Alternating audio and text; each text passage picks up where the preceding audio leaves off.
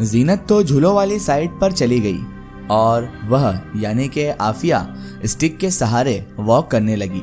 तभी आवाज आई, इतनी कमजोर सी तो हो, वॉक क्यों कर रही हो? अचानक से अपने करीब जीशान की आवाज सुनकर आफिया उछल ही पड़ी थी। तौबा, मुझे डरा ही दिया तुमने तो। वह सच में डर गई थी। लो, मैं कोई क्या जिन हूं? और इतने में जीशान हंस दिया। आफिया उसे देख तो नहीं सकती थी, मगर बातों से अंदाजा हुआ कोई फनी इंसान है, बड़ा फ्रैंक नेचर है उसका। इतना तो आफिया को अब समझ में आ गया था। बातों से तो कोई जिन ही लगते हो, आफिया ने अंदाजा लगाया। वह उसके साथ साथ चल रहा था। फिर तो तुम्हें मुझसे डरना चाहिए आफिया।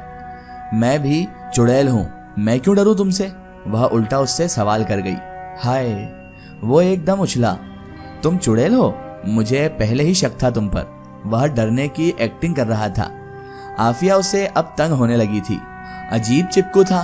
तभी जीशान बोला, तुम इतनी गहरी सोच क्या सोचती रहती हो? वह कुछ फासले पर उससे पूछ रहा था। वो बोली, आपने मेरा पाउच मुझ तक पहुंचा दिया, आपका एहसान है। आफिया सख्त आजिज आ गई थी। अब आप मुझे तन्हा छोड़ दें। आफिया ने उसके आगे हाथ ही जोड़ दिए। जीशान शर्मिंदा सा हो गया, मगर वह हार मानने वालों में से नहीं था। वह उसे दूर जाता देखकर सोच रहा था। आफिया को समझ नहीं आ रही थी वह इतना चिपक क्यों रहा था। फिजूल इंसान, वह मुंह ही मुंह बड़बड़ाई। वह जानती नहीं थी वह अभी भी उसके पीछे आ रहा था। आप मुझसे इतनी खफा क्यों हैं? आफिया ने अपने पीछे उसकी आवाज सुनी। जीनत? आफिया ने जीनत को आवाज लगाई, मगर उसे खबर नहीं थी कि पार्क में वह काफी दूर निकल आई है। आप मुझे क्यों नापसंद कर रही हैं? आफिया को अगला सवाल सुनाई दिया। जीशान, मैं अजनबियों से इतनी जल्दी फ्री नहीं हुआ करती। आफिया ने रुककर पीछे मुड़कर कहा, जबकि वह अब आगे खड़ा था।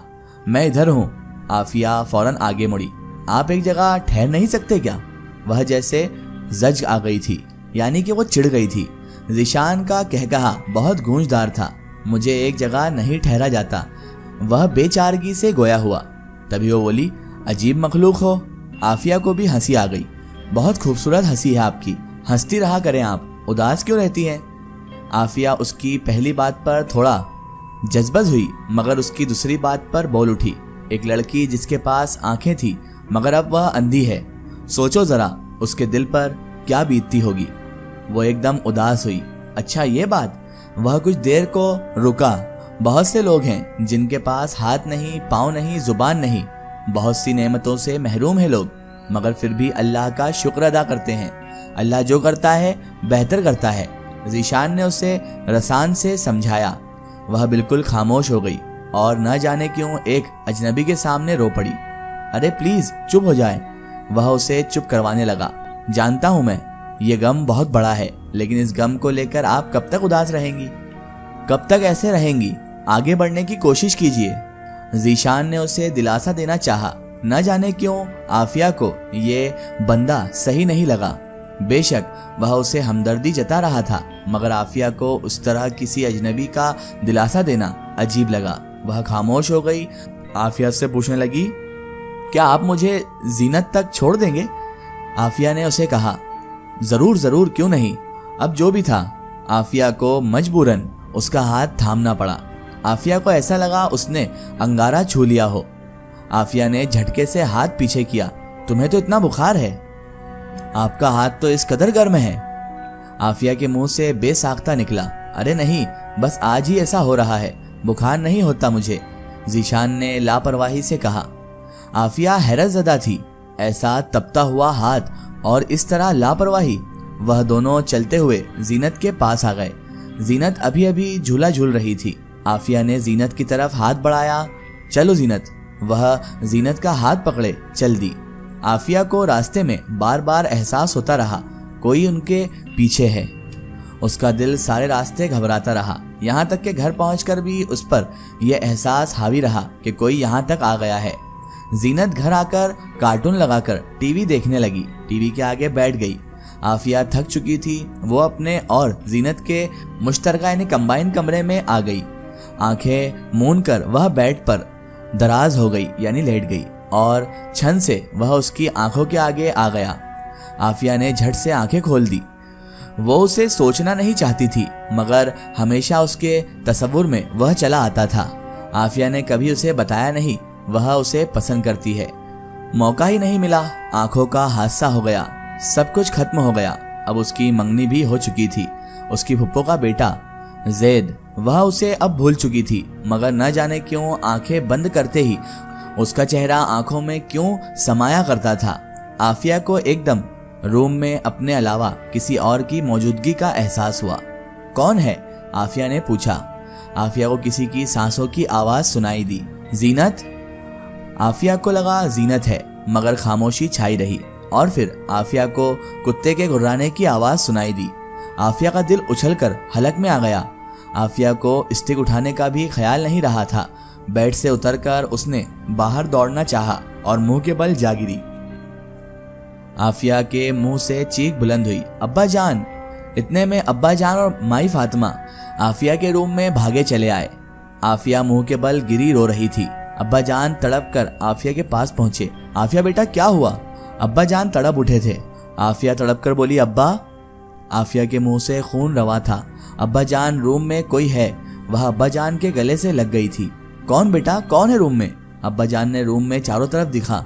माई फातिमा भी उसे पुचकारने लगी थी। आफिया खौफ से चारों तरफ देख रही थी। उसका दिल घबरा रहा था। अब्बा जान रूम में कुत्ते के गुर्राने की आवाज थी। मेरे चांद, आपका वहम होगा बेटा, तो आपके और हमारे अलावा यहाँ पर कोई मौजूद ही नहीं है। अब्बा ने उसे समझाना चाहा। क्यों फातिमा बहन, यहाँ क्या और कोई है?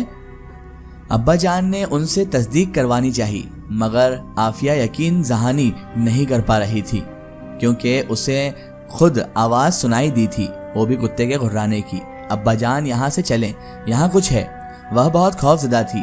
अब्बा ने आफिया का हाथ पकड़ा और बाहर ले आए। माई फातिमा से पानी का गिलास मंगवाया और 4 कुल पढ़कर उस पे दम किया और वो पानी का गिलास आफिया को पिला दिया। पानी पीकर आफिया कुछ पुरसुकून हुई। अब्बा जान ने डेटॉल से उसका मुंह साफ किया। चोट लगने की वजह से उसके होंठ पर सूजन हो गई थी। अब्बा जान ने दवा लगा दी थी। रात खाना खाकर वह अपने रूम में नहीं जा रही थी। अब्बा जान के साथ उनके रूम में आ गई। कुत्ते की आवाज उसने वाज़ेह सुनी थी, इसलिए वो बहुत ज्यादा खौफजदा थी और डर रही थी। यह उसका वहम नहीं हो सकता था। रात भर वह सोते जागते कैफियत में रही और डरती रही। सुबह उसकी तबीयत काफी डल थी। रात का वाकया उसके दिमाग पर सवार था। चाहकर भी वो वाकया जहन से झटक नहीं पा रही थी, लेकिन इसके बाद ऐसी कोई आवाज दोबारा नहीं सुनाई दी। अब्बा जान फातिमा माई के साथ बैठे थे और बहुत परेशान थे। मेरे बाद इसका क्या होगा? अब्बा जान सर थामे बैठे थे। भाई साहब, अल्लाह पाक आपको सलामत रखे, ऐसा क्यों सोच रहे हैं? फातिमा माई ने कहा। तो उन्होंने कहा, मौत बरहक है फातिमा बहन, लेकिन मेरी बच्ची देख नहीं सकती, उसकी मुझे बहुत फिक्र रहती है। अब जिंदगी का कुछ भरोसा नहीं। उसके वालिद की आवाज अब भर आई थी। दिल कटता है सोच कर मेरे बाद मेरी बेटी का क्या होगा? मेरे बाद इसका क्या बनेगा? फातिमा माई भी अफसुर्दा हो गई। अल्लाह सबसे बड़ा है भाई, अल्लाह सबसे बड़ा है भाई साहब, वह जरिया बनाता है। अल्लाह आपको सलामत रखे। अल्लाह अपने बंदों को तन्हा नहीं छोड़ता। आप मायूसी वाली बातें ना किया कीजिए, हौसला रखें। फातिमा माई ने उन्हें तसल्ली दी। और फिर आफिया के वालिद साहब ने गर्दन हिलाई। मायूस नहीं हूँ, बस फिक्र होती है मुझे। अल्लाह कोई मौजज़ा करे, मेरी बच्ची दोबारा इस दुनिया को अपनी आंखों से देखे और हम हज पर जाएंगे इंशाअल्लाह। इंशाअल्लाह अल्लाह वह मुबारक दिन लाएंगे। फातिमा माई यकीन से बोली, अल्लाह के यहाँ देर है अंधेर नहीं। वह अपने प्यारों को आजमाते हैं। जिसने खुशियों के बाद गम दिए हैं, वह दोबारा खुशियां देने पर भी कुदरत रखता है। बस अल्लाह रब्बुल इज्जत इस आजमाइश में हमें सुर्खरू फरमाए, आमीन। फातिमा माई ने पल्लू से अपने आंसू साफ किए। आफिया के वालिद साहब को फातिमा माई की बातों से काफी हौसला हुआ। बेशक सबको अल्लाह पाक पालते हैं, वही जरिया बनाते हैं, और अल्लाह पाक कभी अपने बंदों को तन्हा नहीं करते। गुनाहगारों का भी रब है और नेककारों का भी रब है। इधर जीनत इस वक्त आफिया का खूब सर खा रही थी। वह बाहर पार्क जाना चाहती थी और आफिया मुसलसल इनकारी थी। तंग आकर फातिमा माई को जीनत के साथ जाना पड़ा।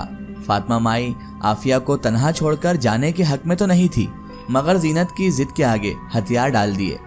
आफिया टीवी लगाकर बैठ गई थी, म्यूजिक सुनने लगी इस तरह से तन्हाई का एहसास नहीं हो रहा था। अब्बाजान अभी तक ऑफिस से नहीं आए थे। एकदम अचानक से उसे कुत्ते के गुर्राने की आवाज फिर से सुनाई दी। आफिया के हवास उस आवाज को सुनते ही खोने लगे थे। आफिया का हलक खुश्क हो गया।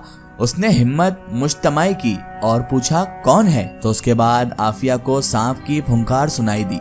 आफिया की रूह फना होने लगी थी। आफिया की जान निकल गई। उसे लगा जैसे उसका दिमाग जकड़ लिया गया हो। आफिया ने उठना चाहा मगर वह उठ नहीं पाई। इसका एक स्टोरी हम देखेंगे इसके अगले पार्ट में। दोस्तों, अगर आप भी अपनी जिंदगी की कोई सच्ची कहानी या सच्ची घटना हमारे चैनल से शेयर करवाना चाहते हैं और आप चाहते हैं कि आपकी स्टोरी भी माई स्टोरी बुक चैनल से शेयर हो, तो आप हमें हमारे फेसबुक पेज पर कांटेक्ट कर सकते हैं और अपनी स्टोरी वहां पर हमें बता सकते हैं।